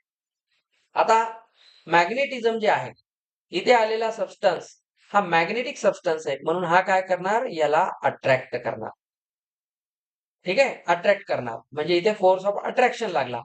पण हात जर आपण दूर दूर दूर नेला आणि इथं ठेवला तर तो त्याला अट्रॅक्ट नाही करणार. We can see it is out of the magnetic field. म्हणजे असं नाहीये की मॅग्नेट कितीही इन्फायनाइट डिस्टन्सवरच्या कोणाला तरी आपल्याकडे अट्रॅक्ट करतो. इन्फायनाइट डिस्टन्स म्हणजे ढगात नाही. मी नेहमी सांगतो infinity can be of millimetre distance also. Atoms वगैरे साठी इन्फिनिटी किती आहे? सेंटीमीटर मध्ये असते. फार जास्त नाही, मिलीमीटर सेंटीमीटर साठी असते. इन्फिनिटी म्हणजे असं नाहीये की गेल्या इकडे पार एखादा सॅटेलाइट लॉन्च केला आणि दिलं फेकून दुसऱ्या मिल्की वेच्या बाहेर. असं नाहीये ते.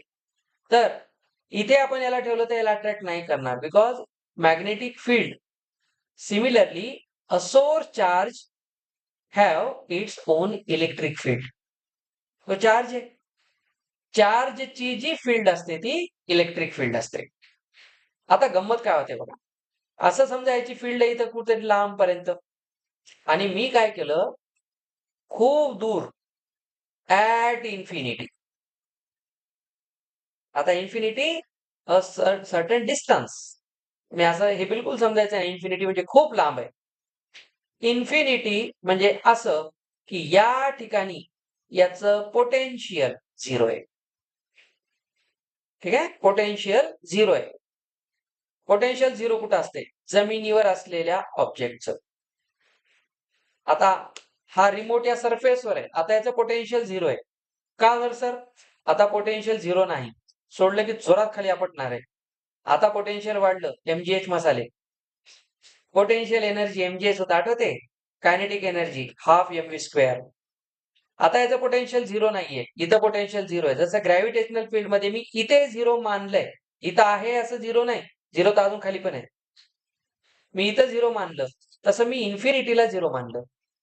समजायले काही? इलेक्ट्रिक फील्ड काय, त्या चार्जच्या जवळ, जसं मॅग्नेटच्या जवळ काय आणलं तो अट्रॅक्ट करणार. मग या चार्जच्या जवळ जर मी दुसरा चार्ज आणला तर तो आयदर अट्रॅक्ट होईल किंवा रिपल होईल. का बरं? डिपेंड कोणावर आहे? या क्यू वर आहे, कॅपिटल क्यू वर. सर मग तो तिकडचा पण प्लस मायनस राहू शकतो? नाही, कन्व्हेन्शन. दुसरा एक चार्ज असतो, त्याचं नाव आहे टेस्ट चार्ज.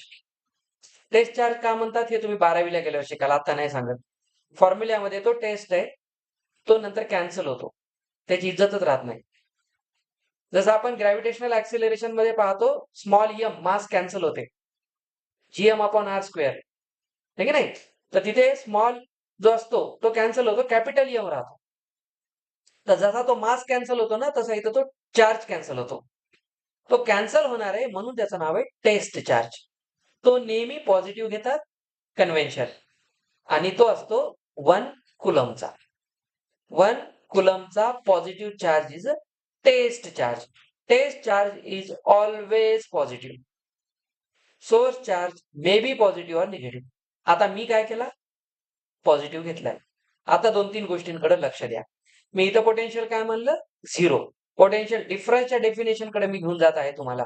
ही सगळीकडे कामाला येणार, सगळीकडे. Gravitational potential, electrostatic potential, magnetic potential. तर पोटेन्शियल एनर्जी ही डिफरंट टाईपची असते, फिक्स नसते. आता बघा, इन्फिनिटीवर मी एक पॉझिटिव्ह टेस्ट चार्ज घेतला, क्यू, एक छोटासा पॉझिटिव्ह क्यू चार्ज घेतला. आता मला काय करायचं आहे, हा चार्ज इन्फिनिटी वरून आणायचा आहे आणि इथे ठेवायचा आहे. ऐका, इन्फिनिटीहून काढून इथे ठेवायचा आहे. यू कॅन सी, समजा मी याची एक रेफरन्स लाईन कन्सिडर केली, या 2 पॉइंट, इथे याचं स्वतःच काहीतरी पोटेन्शियल आहे, इथे पोटेन्शियल झिरो मानलं. झिरो पोटेन्शियल मी एक पॉझिटिव्ह चार्ज ठेवला. सर याचं पोटेन्शियल झिरो राहील का? त्याची काय अवकातच नाही, खूप छोटा आहे. Plus Q, very small charge, याच्या कंपॅरिझन मध्ये हा काहीच नाही, हे लक्षात घ्या. आता नीट विचार करा, हा पॉझिटिव्ह चार्ज आहे, हा पण पॉझिटिव्ह आहे. मला ह्याला इथून काय करायचंय, माझं टार्गेट आहे याला इथं पॉइंट ए वर आणून ठेवायचंय, पॉइंट बी वरून. समजायले? नीट बघा, तुम्ही नीट विचार करा, या दोघांमध्ये पोटेन्शियल इथे याच्यापेक्षा जास्त असेल का कमी असेल? ए ला जास्त असेल का कमी असेल? कशावरून? कारण इकडे 0 झालं. Potential energy can never B negative. लक्षात ठेवा. एनर्जी आहे, energy is work, work is a scalar quantity, आणि हे कधी निगेटिव्ह होत नाही. सिंपल गोष्ट लक्षात घ्या, ए पेक्षा बी चे पोटेन्शियल कमी आहे म्हणजे इथे जास्त आहे. आता मला काय करायचंय, तुम्ही याची स्टोरी समजून घ्या. या चार्जला, अरे हे किंवा हा, या चार्जला इन्फिनिटी वरून मला आणून इथं ठेवायचंय. जाय रे म्हणल्यावर जाईल का ते आपोआप? काय करावं लागेल? चला फिजिक्सच्या लँग्वेज मध्ये बोला. फिजिक्सच्या लँग्वेज मध्ये पहा, एक मास आहे, मासवर मी फोर्स लावला, त्याच्यामुळे तो डिस्प्लेस झाला. स्टोरी कळली? फोर्स लावल्यावर डिस्प्लेसमेंट होण्याला वर्क म्हणतात. Work is force into displacement. F S cos theta आठवते? छान. सांगा बरं, हे सहज असे जीव देईल का? का नाही? दोन्ही पॉझिटिव्ह आहे. आता मला इथून इथे आणण्यासाठी मला करावं लागलं वर्क. कोणावर? चार्जवर. Work per unit charge. समजला फॉर्म्युला कसा बनतो? वर्क केलं, कोणावर केलं? चार्जवर केलं. इतकं इंटरेस्टिंग आहे. आता 12वी पर्यंत शिकायची गरज नाही. 12वी पर्यंत डायरेक्ट नीटचा क्वेश्चन सॉल्व्ह होते. हा, मी जे बोलतो ते खोटं बोलत नाही, विथ प्रूफ बोलतो. Work done per unit charge. मला फक्त ही डेफिनेशन आहे. आता सर इन्फिनिटीवरच का मानतात हे सगळं 12वीला गेल्यावर शिकवेल मी, जेव्हा तुम्हाला स्प्रिंग फोर्स वगैरे शिकवेल हॉरिझॉन्टल मॅनर मध्ये. तर बघा, इन्फिनिटीवरून मी चार्जला आणलं इथं, त्यासाठी मला काय करावं लागलं? Work done. बरं, हे वर्क डन मी काय केलं? अगेन्स्ट द सिस्टीम केलं. अगेन्स्ट आहे ना? अरे बाबा, हे तर रिपेल करायला म्हणणार. विचार करा, हा याला इकडे ढकलायला पाहणार, कारण दोन्ही पॉझिटिव्ह आहेत, आणि मी याला इकडे ढकलायलो. कसं बसं मी आणलं ह्याला इथं आणून ठेवलं, इथं आणून ठेवलं. तर सांगा, इथं पोटेन्शियल VA असेल, इथं पोटेन्शियल VB होतं. कुठे जास्त आहे? कुठून कुठे आणायचं होतं? B2A. B2A. B2A आणण्यासाठी काय केलं? वर्क. कोणावर केलं? VA आणि BB मध्ये डिफरन्स असेल, तेच कणाला इक्वल आहे, वर्क डनला इक्वल आहे. कळलं का? म्हणजे मला कळलं VA आणि VB चा difference actually work done per unit charge आहे. आता VB ला मी किती मानले? 0 मानलंय म्हणून बेटा असते असं कुठल्याही देवानं सांगितलं नाही. तर VA is W/Q. This is the definition of potential. Potential is work done or unit charge. समजलं?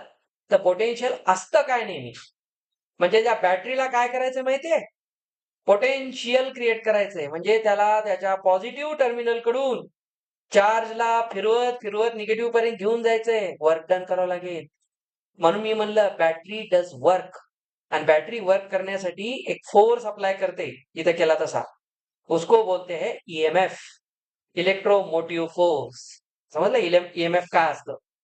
बॅटरीच्या मध्ये एक स्टोरी चालते. बॅटरीला स्वतःच एक रेजिस्टन्स असतं, त्याला इंटरनल रेजिस्टन्स म्हणतात, स्मॉल r, आणि आपण बाहेर लावलेला रेजिस्टर कॅपिटल R. EMF असतं, ओम्स लॉ शिकल्यावर कळेल. ही स्टोरी आहे. आजपासून लक्षात ठेवा, हे जे मी इथं प्लस मायनस लिहिलं ना, हे उगा चित्र काढण्यापुरतं नाहीये. त्याच्या मागची पूर्ण लॉजिकल थिअरी काय सांगते, की इथला चार्ज मला इथून इथपर्यंत घेऊन जायचा आहे, तर या सिस्टीमला एक वर्क करावं लागतं, आणि ते वर्क कशाच्या फॉर्म मध्ये स्टोअर होतं? बघा, वर्क डन आहे, एक एनर्जी दुसऱ्या एनर्जी मध्ये कन्वर्ट झाली, तर ती स्टोअर झाली आता कोणाच्या फॉर्म मध्ये? एनर्जीच्या, पोटेन्शियल एनर्जी. म्हणून याचं नाव आहे इलेक्ट्रोस्टॅटिक पोटेन्शियल. आता हे मॅग्नेटने केलेलं नाहीये, हे चार्ज मध्ये चालू आहे. समजायले? तर हे पोटेन्शियल असतं. VA minus VB is original definition. For the sake of convenience, we assume at point B potential is 0. इन्फिनिटीला 0 मानतात. जसं मॅग्नेटच्या जवळ आपण एखादी हेअरपिन ठेवली, तो मॅग्नेट त्याला अट्रॅक्ट करतोय. मी अजून थोडी बाजूला ठेवली, अजून अट्रॅक्ट केलं, अजून थोडी लांब ठेवली, आता अट्रॅक्ट नाही केलं, म्हणजे इथं मॅग्नेटिक फील्ड 0 झाली. मी याला इन्फिनिटी म्हणू शकतो. समजलं? त्याच्यासाठी इन्फिनिटी कोण आहे? मॅग्नेटिक फील्ड साठी तेवढं डिस्टन्स, जिथे अट्रॅक्शन फोर्स संपला. तसंच इलेक्ट्रोस्टॅटिक्स मध्ये असतं. इलेक्ट्रोस्टॅटिक्स मध्ये पोटेन्शियलला या पद्धतीने डिफाईन केलेलं आहे. समजलं? तर याच्यात कोण आहे बघा, वर्क खाली कोण आहे, चार्ज. वर्कचं युनिट जूल, व्हेरी गुड. चार्जचं unit coulomb, joule per coulomb, यालाच आपण म्हणतो ओल्ट. समजलं? तर पोटेन्शियलचं जे इलेक्ट्रिक पोटेन्शियल आहे त्याचं एसआय युनिट काय आहे, ओल्ट आहे. ओल्ट हे नाव दिले म्हणून आहे, जसं एम्पियर हे नाव दिलं म्हणून आहे. अदरवाईज करंटचं युनिट काय आहे, कुलम पर सेकंड. खरं युनिट तर कुलम पर सेकंड आहे. ठीक आहे, CS-1 कुलम पर सेकंड आहे, पण आपण ते कुलम पर सेकंड एवढं लक्षात ठेवायला अवघड जातं, म्हणून आपण त्याला एक नाव दिलं एम्पियर. तसं ओल्टचं युनिट खरं काय आहे, जूल पर कुलम. पुढे चालून जेई मेन्स किंवा नीटचे क्वेश्चन सोडवताना तुम्हाला युनिटच्या पेअर करा म्हणून क्वेश्चन्स येतात, डायमेन्शन्स लिहा म्हणून क्वेश्चन्स येतात. तर अशा वेळेस डायमेन्शनल अनालिसिस आपण जेव्हा शिकतो, आपला सिलेबस झाल्यावर करू आपण, काही गोष्टी शिकायच्याच आहे 100%. डायमेन्शनल अनालिसिस युनिट्स वगैरे लिहिताना तुम्हाला एम्पियर, वोल्ट हे लक्षात ठेवणं कामाचं नाही. कामाचं असते हे लक्षात ठेवा. एम्पियर म्हणजे काय, एम्पियर तर माणसाचं नाव आहे. जसं फोर्सचं युनिट न्यूटन आहे, पण फोर्सचं खरं युनिट न्यूटन आहे का? न्यूटन हे नाव कसं आलं? फोर्सचा फॉर्म्युला काय होता, G M1 M2 upon R square. हे तर फोर्स आहे ना सर, ह्याला युनिट हा कॉन्स्टंट आहे, युनिव्हर्सल कॉन्स्टंट आहे, 6.67 into 10⁻11. M1 M2 kilogram square, R1 metre square. तर किलोग्रॅम स्क्वेअर पर मीटर स्क्वेअर यालाच आम्ही न्यूटन म्हणतो. न्यूटन म्हणणं किती सोपं आहे. प्रॉब्लेम काय होते माहितीये, फोर्सचं युनिट न्यूटन म्हणजे काय माहित नाही, हे माहित नसते, जे मीन्स हे विचारते. समझो, जो बातें बोल रहा हूं उसे अच्छी तरह से समझो. तर तुम्हाला जर कोणी म्हणलं वोल्टची डेफिनेशन काय, पोटेन्शियलची डेफिनेशन काय, पोटेन्शियल ॲट अ पॉइंट और potential difference is the work done per unit charge. ही त्याची ऍक्च्युअल डेफिनेशन आहे. पण आजपासून लक्षात ठेवायचं, potential V is actually work done per unit charge. आणि वर्क डन कोण आहे, VQ किंवा QV. तर बघा, हे पोटेन्शियल आहे, छान, हे V आहे, Q कोण आहे, NE आहे. असे पण फॉर्म्युले बनतात. वर्क डन सर हा कोण आहे, फोर्स इंटू डिस्प्लेसमेंट, VNE. आता हाच फॉर्म्युला फ्युचर मध्ये असा दिसते, NEV. हे काय दिलं सर, अरे काहीच नाही, हे कोण आहे, हे वर्क आहे. आणि बघा हे कोण आहे, पोटेन्शियल इंटू चार्ज आहे. हाच फॉर्म्युला आहे, फक्त ड्रेस चेंज करून माणूस बदलला नाही, माणूस तोच आहे. समजा या स्टोरीज कडे लक्ष द्यायची डेफिनेशन आहे. याचं युनिट काय बेटा, याचा आहे joule per coulomb. Joule per कुलमलाच आम्ही म्हणतो ओल्ट. तर आजपासून volt is SI unit of potential difference. चला, कोणाकोणाला समजलं आता हे व्यवस्थित.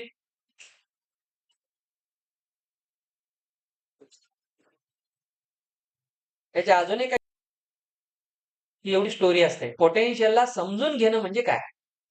आता मी तुम्हाला फक्त बेसिक कॉन्सेप्ट दिला की इन्फिनिटीवरून एका पर्टिक्युलर पॉइंटला आणायचं, तिथे एक वेगळं पोटेन्शियल आहे, इथं वेगळं पोटेन्शियल आहे, दोन्ही पोटेन्शियलचा डिफरन्स आहे. तो डिफरन्स आला कशामुळे, वर्क केल्यामुळे आला. तू तुझ्या जागी, मी माझ्या जागी, वर्क करायची काय गरज होती, इन्फिनिटीला 0 आहे, तू तिथंच उग हे कुठं नेतात ना, त्या चार्जला तिथून उचला आणि इथं आणा, उग हमाली, ठीक आहे नाही. अरे आणावं लागते ना, त्याच्याशिवाय ती बॅटरी चार्जला घेऊन फिरवल कशी. ती बॅटरी जोपर्यंत फिरवणार नाही, करंट कसा फ्लो होईल, हे कशी थंड हवा लागेल उजेडी, ती हमाली करावंच लागते. त्याच्यासाठी लक्षात घ्या, पोटेन्शियल डिफरन्स याच्यामध्ये तुम्हाला अदर युनिट्स पण लक्षात ठेवायचे, जे एक्झाम मध्ये कामाला येतात. आपण तर बेसिक युनिट काय लिहिलेलं आहे, ओल्ट. ओल्ट लिहिलंय. ओल्ट चे दोन टाईपचे युनिट असतात. एक असते स्मॉलर युनिट, ठीक आहे, स्मॉलर युनिट. स्मॉलर मध्ये दोन असतात, एक असते 1 मिली वोल्ट, MV लिहितात, आणि दुसरं असते मायक्रो वोल्ट. मिली वोल्टला वोल्ट मध्ये आणायचं असेल तर 1 milli volt when multiplied by 10 raised to -3 then it becomes in volt. -3 आहे कारण हे डिवाइड मध्ये जाते 0 पॉईंट समथिंग येते त्याच्यामुळं हे मिली वोल्ट आहे. मायक्रो हा मिली पेक्षाही लहान असतो म्हणून इथं 10 चा पॉवर -6 लिहितात.